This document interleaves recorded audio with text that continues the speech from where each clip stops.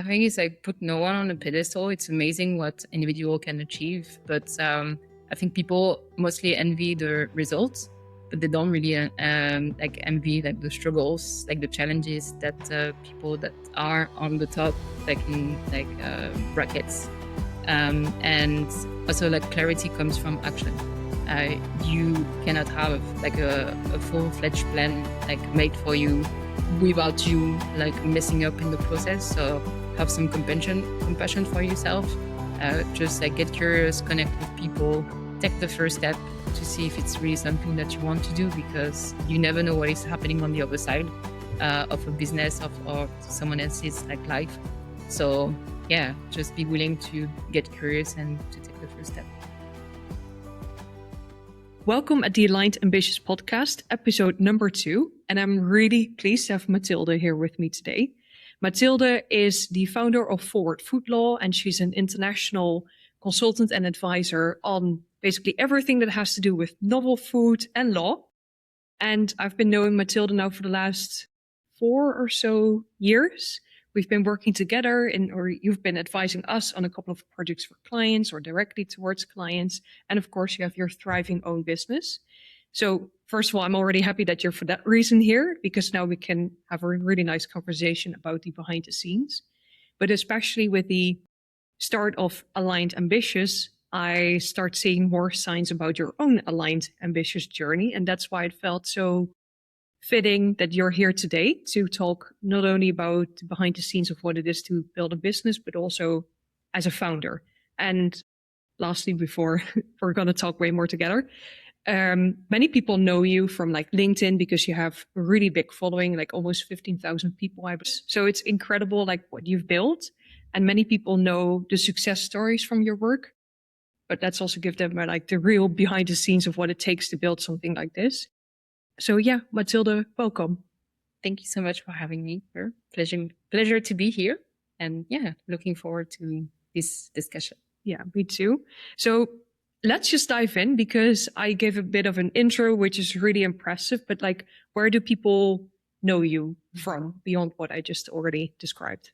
So most people they will know me in the industry from LinkedIn, because back in 2022, I started sharing my thought about the food innovation space and from a legal perspective.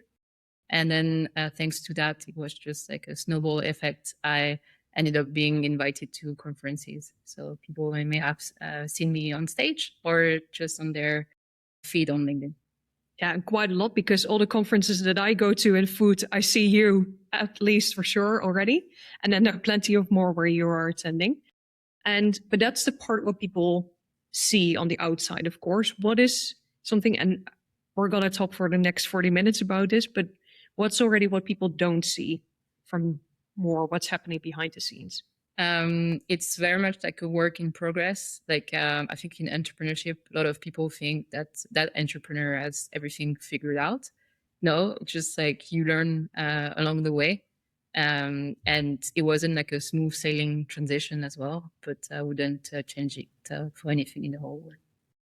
Yeah, because we already had a nice pre-conversation to this and we already touched upon a few points. If we look at your success story, like now you're 31 and you already achieved so much, like where did this desire come from and how did you start building this career? The funny thing is, like, I was raised by 2 entrepreneurs, but they actually never instilled this in me and my siblings that I had to choose entrepreneurship. And it kind of like fell through like on my lap, in the sense that I was like, oh, it's nice to work like in corporates. Like I worked at the UN as well, but I was like, the scope of work that is given to me feels a little bit off, because I think I could actually have something like more aligned that I want to work on. And yeah, so it was just several steps that some of them, they made sense only like looking back at them. So yeah, it's a whole journey. And you studied law, yeah, but then you also pretty quickly figured out that you don't want to become a lawyer. So how did that process go, and how did that, maybe let's start with that. Okay, so I was like, I'm French. I was like born and raised like close to Bordeaux, and my family happened to be very knowledgeable about wine, even though they are not working in the industry. And growing up, like the like Bordeaux Law School, you can do wine law to become like a wine lawyer, but you also need to be trained on like testing wine for like frauds, like expertise or whatever. And I was like, I'm pretty sure I can do something with food. And also like food is like one of the love language in my family. Like I come from like a multicultural background. Like both of my parents, they are only half French. My dad is half Vietnamese and my mom is half Dutch. And sadly, they don't speak like the languages, but at least they learn how to cook or to appreciate the food culture from their roots. And I was like, I'm pretty sure I can combine like the legal aspect with food. And then I ended up finding a master's in Italy that was specifically about food law. And one thing that also like drove me to this space is like I have like limitation when it comes to food choices, in the sense I have like allergies and intolerances. And I wanted to find new things that I could actually implement into my diet without being always like left out. You know, when you go to places and they're like, oh, we don't cater for your needs or whatever, and you just end up eating at home before you go out because you have very low expectation. That's no fun at all. No, and that you will actually not have like any choices in terms of what you can eat, or like I've been like eating a plant-based diet for like 6 years.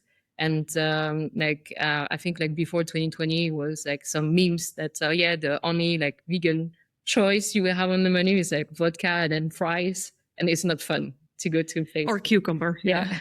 Or like hummus or Yeah. whatever. But you need more like diversity and variety. So Yeah, so that's like how food and law came together for you. But then still, it's quite. At which age did you start your entrepreneurial journey in the end? 26, I think. Yeah, same for, well, yeah, 25 and then 26 started Bright King Partners. So I already talked in the pre-discussion, like we have a bit of a similar journey because you worked for a few years in like corporate environments, but you pretty quickly figured out that you dream of like this entrepreneurial, more freedom setup. Where did that come from? So I also worked like at the UN because being from like an international background, I was like, oh, it's like the best place where you can work. It's like doesn't matter where you're from or whatever. But then it's really dependent on the funding that the agency that you work for like gets, and you cannot just like work on whatever topic. So I was like the public space like sector looks like kind of nice, but I also want to see what is like on the private sector side. So then I ended up working for the multinational, and I had when I got this job, I was 20. I think I was 25. Yeah. And I had this like mindset, or at least like not even like got it like from myself. I just heard it's like, oh, you have to stay in corporate at least like 3 years at each job to have this like seen as being like a serious like job experience. And after a year and a half, I was like, what am I doing? Like whatever I'm asked to do, I'm just like, there is so much more that I want to do. And then I was like, I'm pretty sure that there is something on the other side. And one thing I saw that was the aha moment, or like the push for me, was that I was based in the middle of nowhere in Germany, and I wanted them to move me to Amsterdam. And I told them it's like my mental health is like really at the rock bottom. Like I need support and I need my loved ones around. And if not, then I'm gonna quit. And they're like, we are not going to transfer you. You are very well in Germany. You know the language. You have family. Yeah, but like 800 kilometers away, like on the other side of the country. And I was like, this is it. Like if I cannot strive in that environment, like the unknown is like very scary. But I don't ever want to feel like this anymore. And it took a couple of months, and then I went came on the other side of entrepreneurship. Yeah, and that's when a new journey started. Yeah. That was very ambitious, and you went from like deciding like I want to be aligned ambitious or whatever you want to call it to a very entrepreneurial and ambitious journey. But that again brought you quite some challenges, of course, along the way as well. But when you started age 26, your entrepreneurial journey, like what was their vision of success for you? What was it that you wanted to achieve? Or when would you feel like you achieved what you wanted? Like for me, was being able to work on topics that resonated with me and get some clients as well along the way. But I didn't have any like KPIs like in mind. I was like, if I can work on this topic with that type of clients, I would be like more than happy and can make a living out of that. And it just like ended up going this way. But then along the way, I was like, oh, actually, I can like generate more revenue, or like this is not really what I like to work on. So it was like taking the first step and to see what was around the corner, and then just like step back, modified, and then move forward like several times. And my vision of success was like, if I can manage to do something I'm passionate about, like this is already successful. Not like I need to like grind and then work like 60 hours like a week and then make that much money. I'm just like, if I can, if I'm lucky enough to work on topics that I like and then get like good experience from it, it's just like this is success to me. Which is quite different how you've been raised at home, right? Because your parents also have their own vet practice, or yeah, and they're entrepreneurs. So you told me earlier that the grind story is quite something that where you've been educated on, or where you've been, yeah, grown up with. Mm-hmm. And like they also like it's a very like I wouldn't say it's rare, but at least you don't hear many success story in the sense that you can combine like private and then like work life. But building a business together as a couple, it's just like whenever someone is like slightly down, like they're the other one will always be there, like ready to pick the other person up. So like that's the type of like entrepreneurship like vision I had, and I thought it was also kind of the blueprint. And yeah, since they would like work like 12 hours a day. I remember like going to school and then asking my mom one day, it's like, why you are never the one that can come and pick me up? Because it was at 5 and then like at 8 she will go back home. And then I was just like, okay, to make it I need to like follow like what my parents did. So I need to like do 12 hours of work every day and like be stressed. And then sometimes, you know, when I'm like really like tired, doesn't matter because I need to like keep on going and it is what it is and it's going to be hard anyway. So yeah. So that's a narrative you've been educated on. And then now you mentioned like that the entrepreneurial journey you aspired at least was like, I want to work on topics that I love with clients that I enjoy working with. And then if I can make a living, that's great. So how did you already start bridging that narrative for yourself? One thing I did early on is like identify some topics I could like talk about on LinkedIn, and I was thinking it would be kind of funny if I like, for instance, like talk about like labeling, and then all of a sudden in my inbox I have a client that needs help with labeling. That's so funny. Yeah. Like you're really good at manifesting your dream clients. And I did the same. Like I was known in the space for like at the beginning to being like the novel food lady because I was only talking about this. It's like, yeah, this is how it works. Like, this is how it could be improved. And if you need help with that, happy to help. But I wasn't like really like salesy, or in the sense that I was seeing sales as being something that's like so not genuine and like something forced. It's like, no, actually you open like a new perspective to people, and now like, like I think you could actually be the person that is able to unlock our situation. So working on like talking about like innovation, labeling, consumer education, and then novel food were my key pillars, and this is where I end up doing most of my work still today. And yet there was a turning point. And I would say, like, I think your turning point was mostly end of last year, but there you told me earlier that it was already a build up to that. So you have a thriving business, you're traveling all over the world. Like, for context to the listeners, you've been to 50 countries or more already by now. Now 58. Wow, that's just crazy. So you travel the world, you have this thriving business, you're working with clients that you enjoy on the topics that you love. Yet something was also off inside. Can you talk us a bit through of like what did you realize, what did you feel, and yeah, how did that evolve? Because of like the grind mindset that I had, I was just thinking that like burning out is something that will happen and you cannot avoid it anyway. And since like 2020, I think like up until last year, I would get like 1 year daily burned out that would last like maybe like 3 weeks, in the sense that sometimes just like the buildup of like not expressing my emotions, Like I remember like one specific moment I was like, I'm overwhelmed, I need to cry. And then I looked at myself in the mirror. I was like, is it productive to cry in this moment? I was like, no. Okay. So then we just like leave it when it's going to explode or whatever.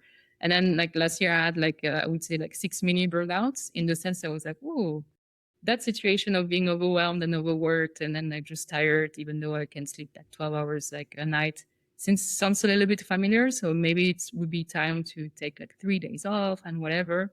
And then I did like 20 like in-person like events last year, traveling like across Europe and then elsewhere. And I was like, it's nice to be invited to be on stage and everything else, but am I actually um, like listening to myself? And I'm like, maybe this opportunity is not really aligned, but like I just love talking and sharing my knowledge, that I wouldn't dare to say no.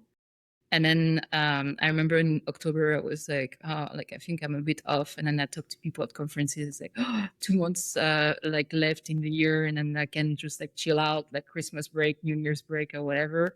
Just like push, push, push. And then in September, I like in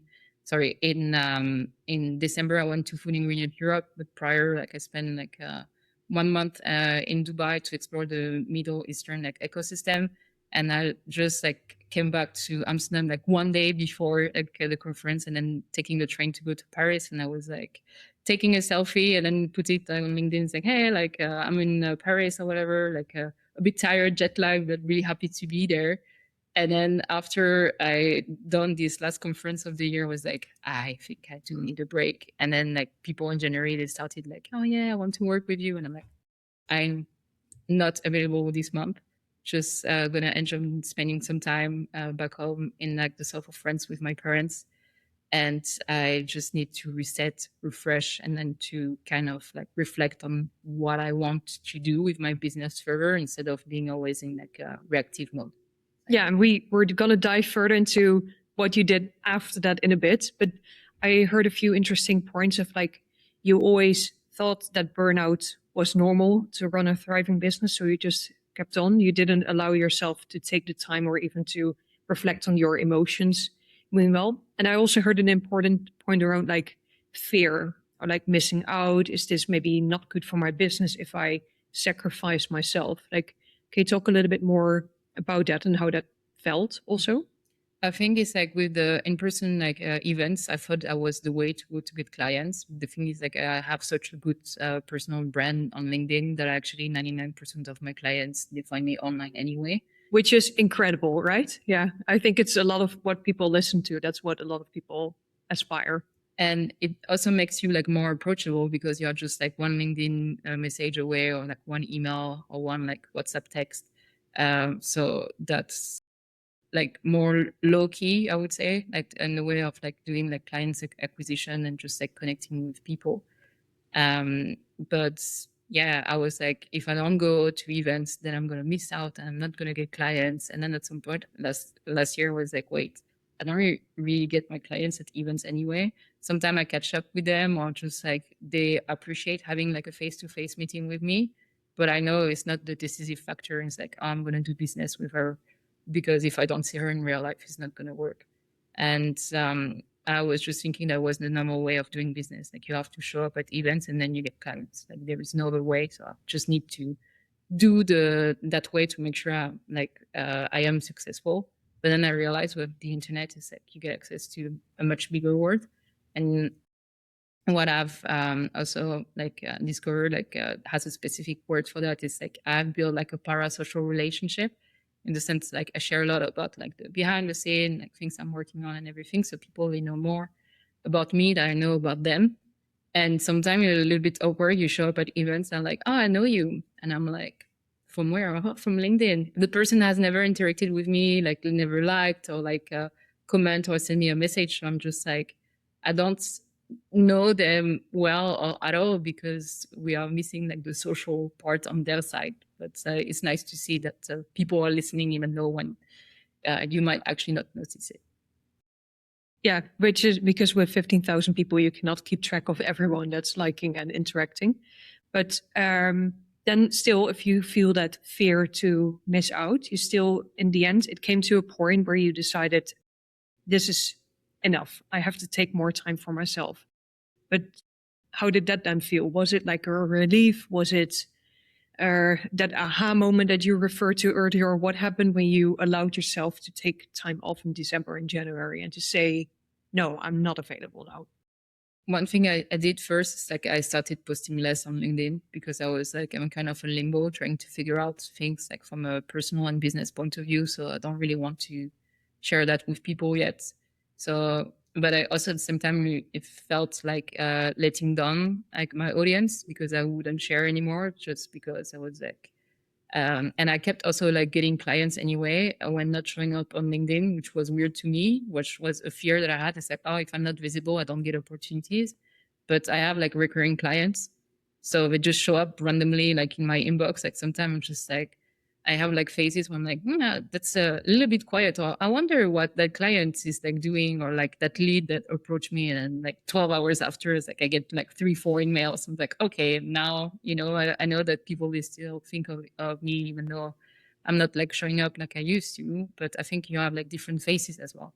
Like to take a business off the ground, it will require more energy, more movement, like investment time than just like maintaining it. And I used to think it was bad just to like strive on what has worked before, but then you don't need to be at 100% all the time. It's not possible. We are humans and we are going through phases. But that's something you also had to learn, because like now you realize that you don't have to be visible and there all the time in order to get clients in, and that it's actually important for you to work on yourself. But then talk us a bit through like what did you do, or which realizations did you have in January where you took the time off?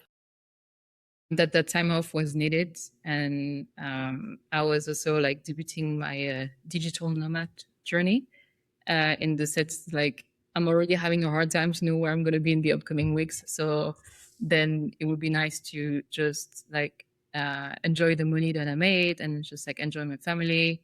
Um, and yeah, just trusting as well that this like quiet period will also like give me answers. And that did do that. So that was nice. But just like trusting that a break is needed before taking a big jump. Like in French, we have a saying: "Is like to step back to be able to better jump further." So first you rest and assess, and then you're able to actually go back or just have a speed that is like sustainable, and you trust that you're actually going into the right direction. Yeah, and just for context, because now this might sound like, oh, I just took some time off, I was chilling on the beach, and which you partly did. We're going to get to that shortly. But you still had clients also. You could still continue a bit of the work, but you just took it at a different pace, which is amazing. What that is possible, of course, as an entrepreneur, because you always feel you have to be there nonstop all the time. So you packed up your life into 3 suitcases. You went from France to first, I went to Dubai because it was like Gulf Food, one of the biggest like events in the Gulf region for food and drink.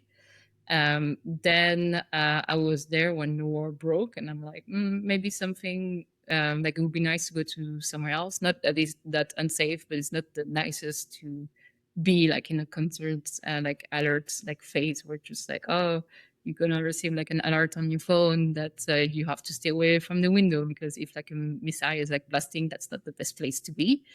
But it is what it is. You cannot do much. And then I decided to go to Bali like for 1 month, and I was like, actually, I quite like it. And I ended up staying another month. So yeah, and I've been back in Europe for like a week, I think. Yeah, because I was so lucky to text you and they were like, yeah, I'm going to be in Amsterdam next week. So let's just do it in person. Yeah. So I'm really happy also for that. But talk us a bit through, because I mean, I've been to Bali. Now you've been to Bali. For many people, it's quite a special place. It's a place known for also healing or like self-work. And you're also a very ambitious entrepreneur. So what did you do there? Who did you meet? You mentioned you stayed in a co-living. Talk us through. So one thing I wanted was to be around like my people, like people that decided not to live, like not to do like a traditional like 9 to 5, that managed to make a living out of their passion or something they're really good at. And when I was in Dubai, I was already in something called like co-living. So it's like kind of like house sharing system. So it was nice. It was like a massive villa, and then you had like entrepreneurs from everywhere, like in different fields, like AI, finance, like software, like even someone like from marketing, PR, people that build like multiple startups. And when I went to Bali, I wanted to be in the same environment. And I also got so much clarity about, like from people like a little bit older than me about, I'm in that phase of like, it's unclear. I don't know what to do. Let's just like take like the first step. And then you will see like whether what you want to do right now is aligned with what you want to do later. So it was kind of refreshing being in an environment where I could also get like good pieces of advice, which is really tough to get, and also like from people that are similar like ages as us, because like there is so much to learn from people that are like more experienced, and a couple of like I would say at least like 10 years older than us. But actually it's also interesting to see how people from our age, they are able to reflect about certain thing and then find something that works for you, and whether or not it could actually work for your specific case as well. Yeah, when we talked earlier, you also talked about like a life coach and that you started working with this life coach. How did that work, and like how did that relate also to the whole Bali experience and this change in scenery all the time, but even like just packing up everything into a suitcase or 3 suitcases and not having a base anymore? Mm-hmm. It was like I think very organic, and I think people will enter your life for a specific reason when you are like in full alignment. Like I've been interesting in that type of field, but I was like, oh, it seems a little bit too like woo woo, just like unserious, like unscientific. Like I like learning things from a like scientific point of view. And so I ended up finding like life coach. She was living in the same co-living. Like shout out to Jenna, she's my life coach. But that's amazing that it just happened so organically and Yeah. naturally. Yeah. And then it's just like questioning about, like ways I was thinking about doing business or living my life, or you need to settle down, having like only one base, and then that's the only thing that the only choice that you actually have is like actually no, like sometimes you feel kind of an urge to act a certain way, and you should investigate more to see if it's actually what you want to do. And when I realized like working with her, it's just like I love traveling so much, because I'm also looking for that sense of like belonging. I think it's like people that lived in many different places or are from like a multicultural background. It's just like you wonder if there is a place where you're going to fit in, because then you're like around other mixed people, just like similar experience, and you can find sense of belonging in like many different places. It doesn't have to be like, oh, a specific country or whatever, or I need to be only around these type of people.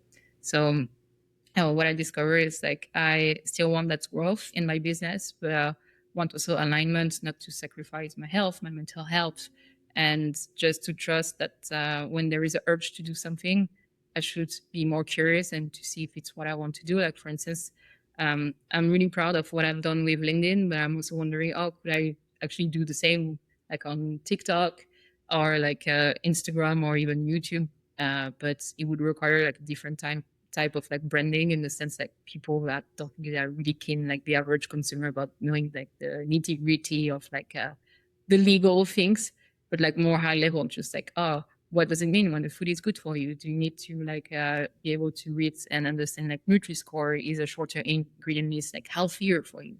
So that's what I would like to go into like further down the line, but knowing as well that I need support at some point. Still trying to figure out what kind of support I need. But yeah, I'm sure that I don't want to do like the traditional like consultancy path where I build a massive team and then I end up just managing people and then stepping far, far away from the expertise matter that I really love. Like I love having like cases where I'm like, oh, like I have no idea at first glance, like in which regulatory category is going to end up, like, but let me just like go super deep and to see where it's going to fit. Yeah, and for the people who watch this, they can see it in your eyes right now. At least I can see how much you love the topic. Yeah, it's just like energy is there. So then you should also, of course, follow that, because if you're gonna step too much too far away from the topic, then probably you're not going to love it as much anymore, as you say. But knowing that and building that, like what works for me, what do I like, what not, that's so important. So it's nice that you had the time to find this life coach. But you also did various other things in Bali that you also take with you now into the process of building a more aligned and ambitious life and career. So, what other things helped you along that journey?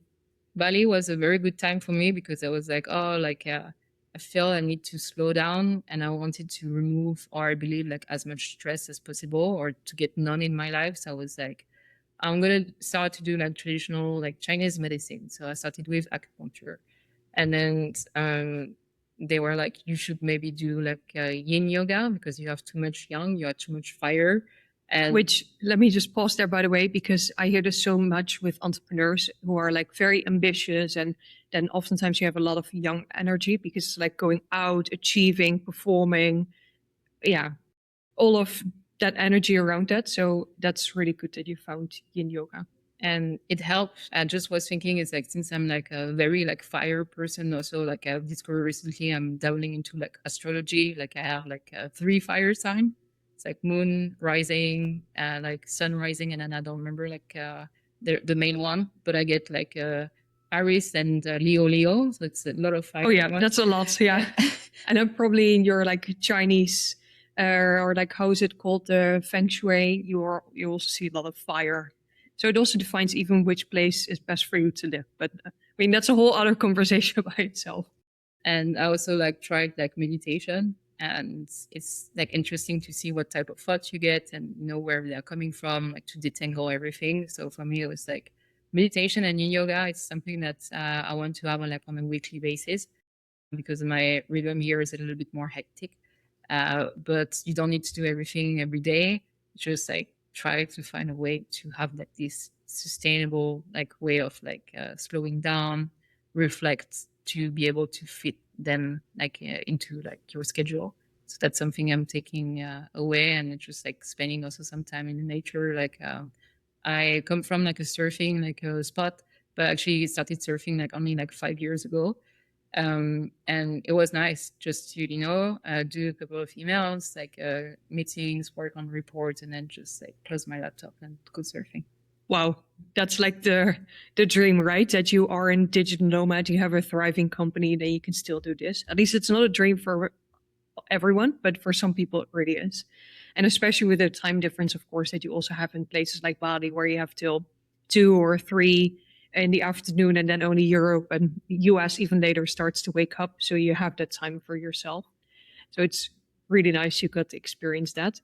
Um, but we also talked before about like this blueprint from like your family, and like how are you now creating your own blueprint? Like were there any role models or influences, or did I guess the life coach help with that? How did you now create this blueprint of those practices and building a business for yourself?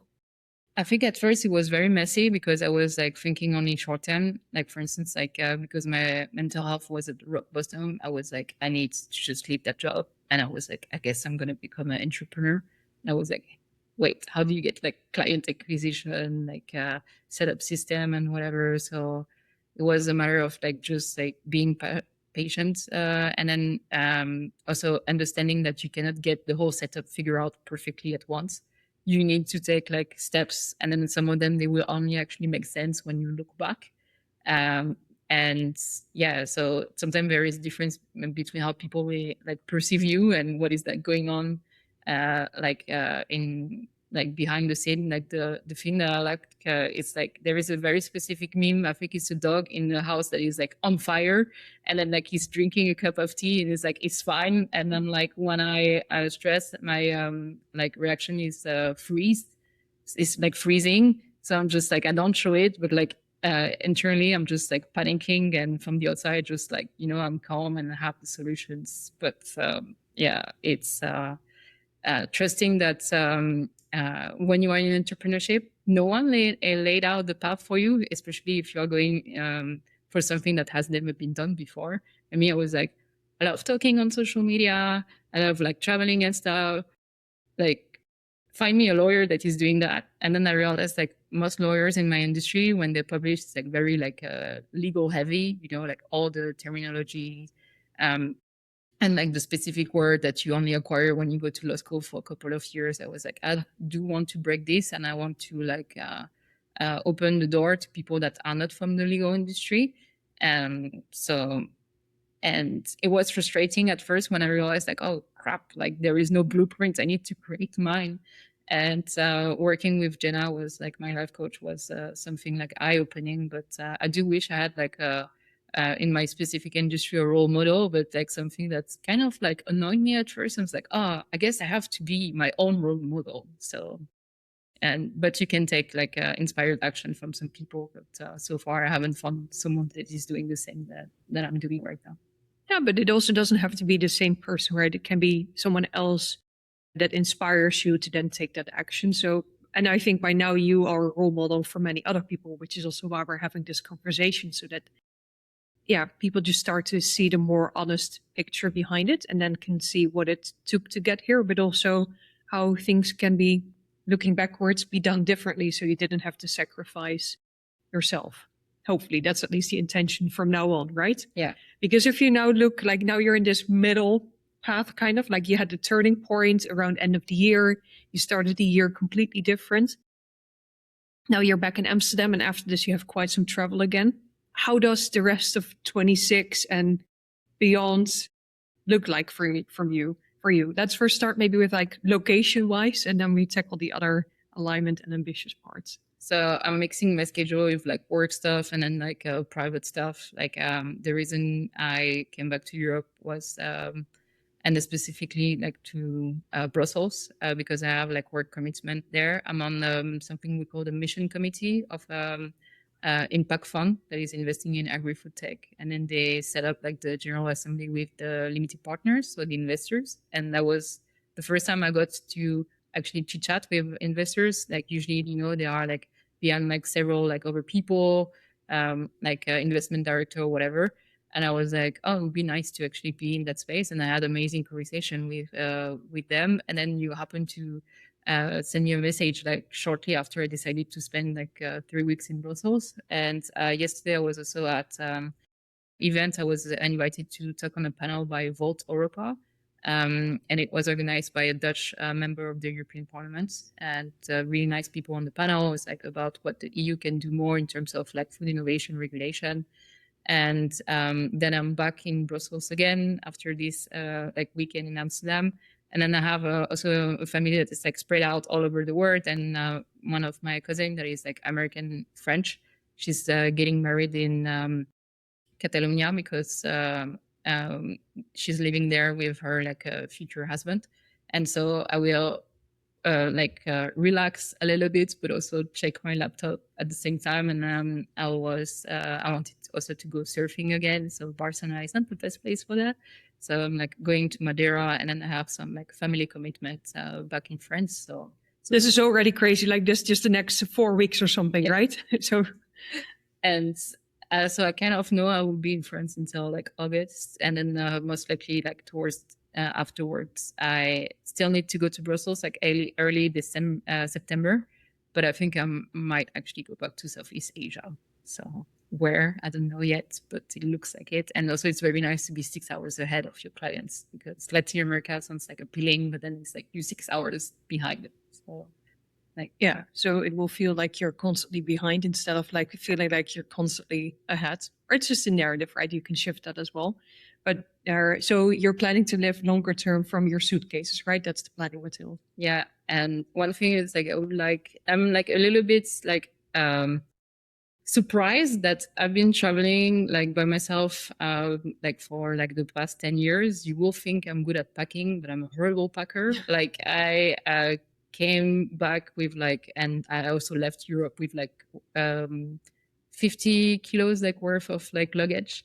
And to be fair, I thought I would go back to Europe like during the winter, but because of the war, I ended up being stuck. So I do have winter stuff that I never used. But when I like go back home to France, I'm going to be able to only work around actually, hopefully 2 suitcases instead of 3. So we are making progress, but far, far, far from being like a minimalist. which I might never be, but at least I know that it's possible to travel with a little bit more stuff. But yeah. Yeah, well, but you also need your work stuff, and luckily you don't need that much to be a remote or digital nomad food law advisor. But then, like, what else does the future hold for you? Because in this conversation, we already hear like your alignment and your ambitious story. So, what would you like to get done over the next few years? What's your dream? I think I would like to step more into like the social media part. I think there is a lot of things about educating consumers. Like whenever you open social media, there is a new trend. It's like peptides, like GLP-1 foods, like electrolytes, and like specifically like for food supplements, you have amazing innovations, but I never see someone like on social media being like, "Do you actually need this?" Like look at your current diet and to see if it can be a good addition, but you don't need to jump from the trend. It's like taking creatine when you don't go to the gym, just like taking ashwagandha when you are not stressed, or all that type of things. So I think it's like being able to educate people, to also have kind of like a feedback loop to see what people are like willing to like learn more from. But like I'm very like aware that the way I run my business today is not like scalable, and also not something I want to do for the long term. So I would like to have still like an international business, but maybe to have a team or at least like support in place to be able to still work on what I love the most, but like delegate when I can delegate. Yeah, what maybe gives you less energy also, and what gives someone else a lot of energy, so you can focus on what you love doing the most, which is a super exciting part for like now you're still very much a solopreneur, but you've achieved a lot with that, and now you're going to this next stage, um, phase of life, but also stage of your business. So yeah, I can't wait what the future holds on that. Maybe last personal question where I'm also just excited about is like you are on this aligned ambitious journey. Would you say you are aligned ambitious already, or is it still in the making? I would say it's still in the making, because I was like, oh, in order to be successful, I need like to like settle down in one place, get my whole like local network and whatever. But when I realized it's like traveling around, it's always nice when you show up like in a new country and then people already know you. So it's like I know that's like for now misaligned, but I would say that the misalignment is like smaller than before, because I'm becoming conscious and aware that some of the things that I'm doing right now, like I would like to change them to be able to like run the business the way I want to, and not to run it according to the blueprint of someone else that doesn't actually fit my lifestyle, my ambitions, or just like the way I want to live my life. So you're constantly shaping your own blueprint, basically, and testing what works and what doesn't. Exactly. Yeah, I think that's also the point of life, right? Is it not? And to finish off, like, what's a question or reflection point for the audience that you would like to give them? Looking back at your journey, is there like any wisdom you would like to share?